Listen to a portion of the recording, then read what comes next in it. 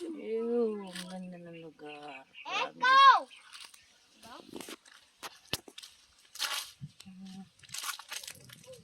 Ganda naman ng lugar. Ganyan naman kasarap ang lugar dito. Wow. Ganyan naman. Diba? Preskong presko.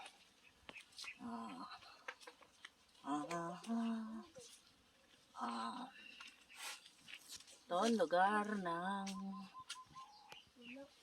Nainang. Saka ni tatay. Kaya lang, wala na si tatay. Yan. Say hi, Jezreel. Kikita ni mama mo to. Hi. Si Jezreel, oh, naligo na naman sa ilog. Anong Jezreel? Ay! Jael! Si Jael.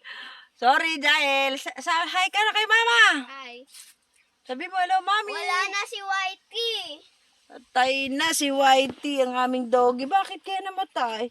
May tuta pa din siya. Kawawa naman yung aming doggy. Yung ganda, sarap ng hangin dito. Grabe. May tuta pa din. Ang sarap ng hangin dito. Grabe. Hindi ako kinagat ka lang, Jael. mamaya maglalayag Jael, kapag tayo. kinagat ka na. Sarap. Pag kinagat ka ng Jael, ha? Huwag kang iiyak, ha? Oo, Ang sarap ng hangin dito. Sol, pag pinaiyak kita dyan, baka umiyak ka. Diba? Dito na lang tayo mamayang gabihan matulog, Han. Han. Labing daw. Diba? Alam ko ang gagawin natin. Ay! Si Jason. Akala nila mama nila ako.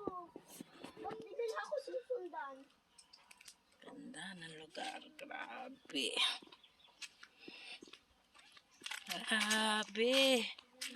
Ayun, si Dikong. Ang ganda. Ganda. Ganyang kalawak ang taniman nila. Jason. Yan. Hanggang dun sa taas. Kanila yan. Nataas ayan pa, oh. Yan. Yan. Lahat yan sa kanila. Yan. Ang lawak ng taniman nila. Dami pang prutas. So, may guyabano. May guyabano. May duhat. At may avocado. Ayun. Yan. Yan ang kanilang taniman. Lawak. Grabe.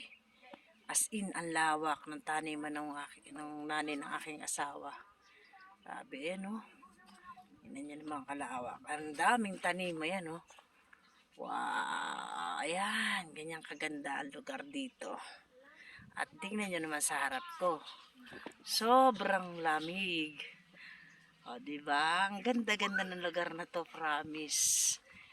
Nakakawala ng stress. Ayan sila, oh. Ang saya.